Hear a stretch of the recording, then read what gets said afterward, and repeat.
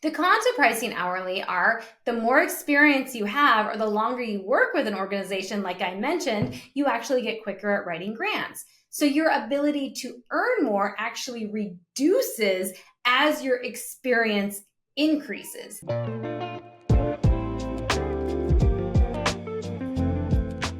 First off, let's explain how you cannot and how you should not price. You cannot work on commission to charge for your grant writing services.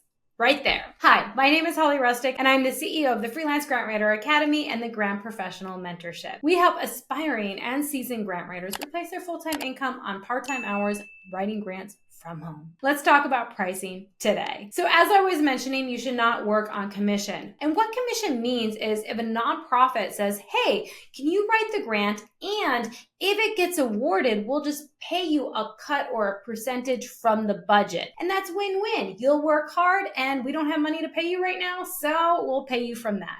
The problem is that you never get paid to actually write the grant. What if it doesn't get awarded? And you cannot get paid from that budget for any pre-award work. This is a hard no. For one thing, charging on commission is against grant writing best practices and ethics. And literally, a contract has no place to put pre-award work in the budget, right? Only work that can be carried out after the grant is awarded, that means after it's written, then it gets awarded, then a contract is signed, then you can start charging from there. There are so many issues about this. So Holly, if I cannot charge to write a grant on commission, how do I charge for my grant writing services if I want to become a freelance grant writer and I want to make money doing this, like I see a lot of your students doing? You will charge for your services just like any other contractor. You will put together a scope of work, a timeline, and a price. We're going to talk about those today. Scope of work. What does that really mean? A scope of work is essentially every single task and deliverable needed to get an end result. The scope of work will change based on the type of nonprofits or organizations that you work with and the type of grants that you may write. A timeline is the timeline that will entail how long of a duration to get the scope of work completed. The timeline is important because organizations don't just hire you to write grants, right? What? No, they don't. They hire you to get a certain result of funding, to get grant ready, or to find funding prospects. So you need to ensure that you have enough time to get to the end result that the nonprofit desires. Another element to consider with timelines as a grant writer is that all funding opportunity applications are not open all of the time. For example, federal grant opportunity applications normally only open up about 8 weeks before the deadline. Foundation grant applications may only be open at certain cycles throughout the year, and that's usually the deadline is before their board meeting so they can review those grants that were submitted. Some foundation grant applications open up once per quarter. Others are open and accepting applications year-round, but they only may award near their board meetings again. And others are not open to solicitations, right? They say no unsolicited. They do not accept solicitations. They reach out to specific areas that they want to fund. State grant applications may open up at different times throughout the year as well. So what this means is that if you have 5 grants in your scope of work, but you only dedicate 1 month to write all those grants or 2 months, you might not be able to meet this scope of work in that duration of time. Ensure your contract has adequate time. All right, let's get to number 3, pricing. The big question is always how to price grant writing services. Pricing your services can be done by the number of hours in a time-limited package or on a monthly retainer. Those are some of the big 3. And as long as you have your scope of work and your timeline, it's quite easy to figure out actually how to price. So let's look at hourly pricing first. Some grant writers prefer to price by the hour.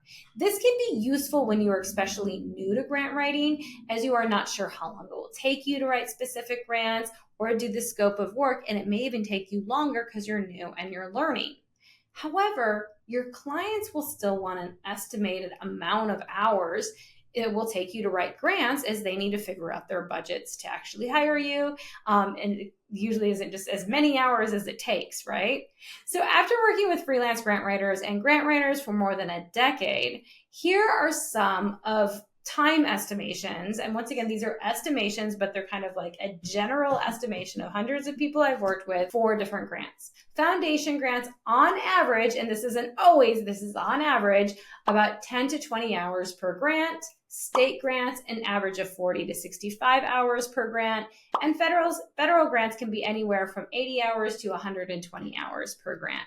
Sometimes you'll spend way more time and sometimes you'll spend less time, but these give you averages. Of course, these don't include nuance grant, your level of experience, or your knowledge of certain grants, or your knowledge of the organizations in which you write with. And here's to say, once you work with an organization on an ongoing basis, your grant writing time will actually decrease because you'll have other grants that you've written to pull from, you'll really know the organization, and you'll get more familiar with the funding opportunities as well and how you're supposed to write to those. When you are starting out as a grant writer, it's going to take you a lot longer to write grants as well because you have a learning curve there. In any case, we strongly recommend that you track your time.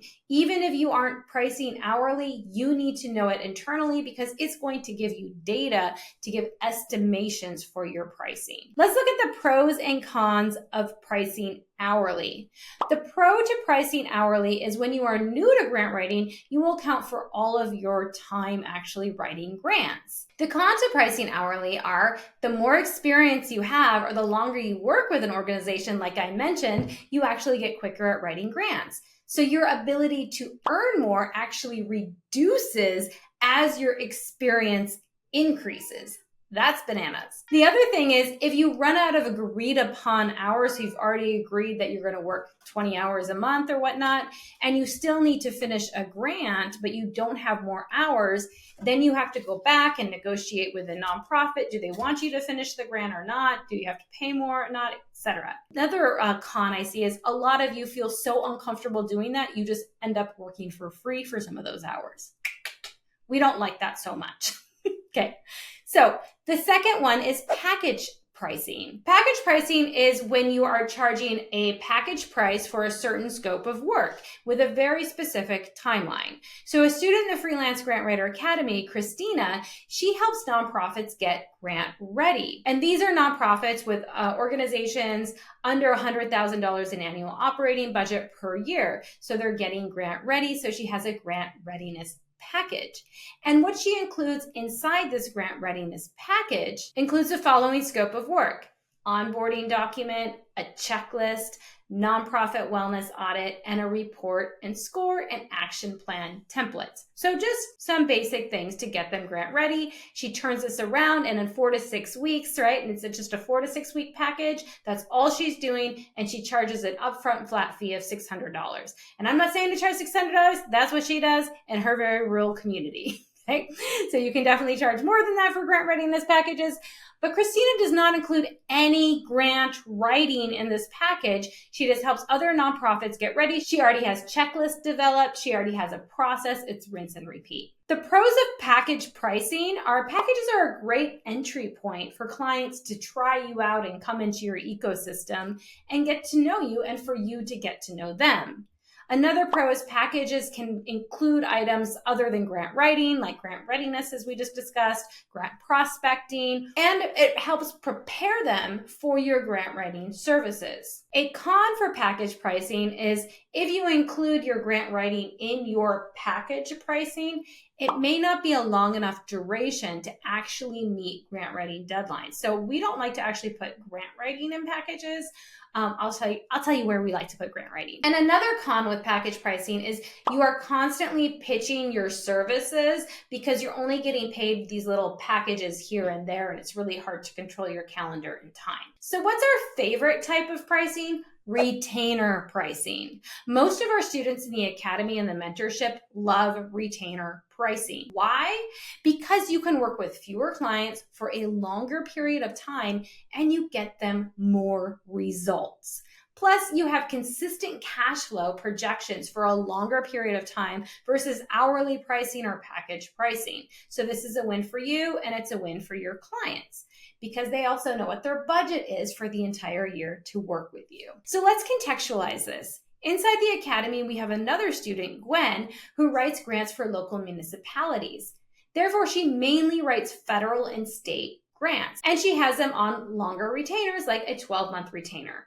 Inside her scope of work, it can look something like an onboarding meeting in month 1, monthly grant strategy meetings, attending grant webinars when needed, meeting with partners and stakeholders monthly, writing X number of federal grants throughout the year, writing X number of state grants throughout the year. So this also gives you a little more flexibility in your scope of work while still having boundaries. She could also include some grant funding prospecting throughout the year. Notice how clear the scope of work and the deliverables are.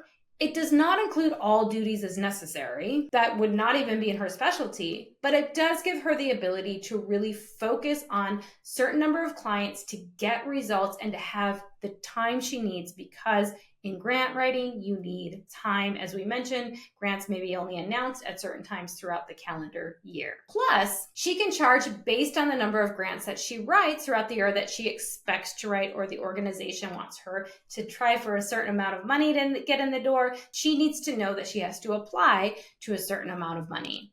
So she could have a retainer anywhere from $4,000 to $7,000 per month, or even more than that, based on the type of federal grants that she knows she'll be writing throughout the year. She will set the same rate every single month. She knows what she will get paid per month for the year, and the municipalities know the set rate to pay her per month. So it's not like this huge lump sum that would look like a package, but it's just a certain amount per month. So the pros of retainer packaging are nonprofits can set a budget every single month and know the scope of work, right? Plus, another benefit is freelance grant writers can have cash flow every single month and project what you will earn month over month. Another pro is freelance grant writers can create consistent schedules to work and know how many clients that you actually need and how much time you have. Another pro is that freelance grant writers do not have to do as much marketing, right? You really don't need that many clients when you have retainer clients. It's so nice. So a con of retainer pricing could be when starting out as a grant writer, as I mentioned, you may be unsure of all the deliverables to include. Another con could be, oh my gosh, now I feel like I'm locked into this contract, and what if, the nonprofit or the organization and I don't see eye to eye after a while? Well, here's how you can ease that, is you can just have a simple clause in your contract that allows either party to leave within 30 days or a set amount of time. So you can always have a way to get out of that contract, but still have time then to replace the client or to finish up any work that you need to do. Knowing how to price and charge nonprofits is not rocket science. Some freelance grant writers also have a combination of hourly packages and retainers. How this could look is maybe you take 10 hours just to review a grant where you do no grant writing, but somebody writes a grant, they want you to review it, and you charge hourly amount at $100 an hour, right? And maybe it takes you 10 hours to review that grant, so that's $1,000 to review a grant. A package could be, like we mentioned today, a grant readiness package, just something quick, easy turnaround. Get your nonprofit grant ready in 4 to 6 weeks with a nonprofit wellness audit at $1,200 or whatever that amount is. And then, of course, our third thing that many people like to roll in is the retainer. Be your go-to grant writer and write 10 to 12 foundation grants, identify 15 to 20 funding prospects, and meet monthly for 12 months at $2,500 per month. That could be very doable. And if $2,500 a month doesn't sound a lot, times that by 12. You would have that consistent income coming in every single month. It depends on what type of nonprofits you will work with, what type of grants you will write, and other variables of how much you price. But remember, it really is about the result, and you need to lay out clear expectations from the start. So that is how you can charge your nonprofit clients and how you can really think about, this is just how I'm going to price. Make sure you subscribe to our channel for more information about grant writing and becoming a freelance grant writer so you can replace your full-time income on part-time hours writing grants from your home.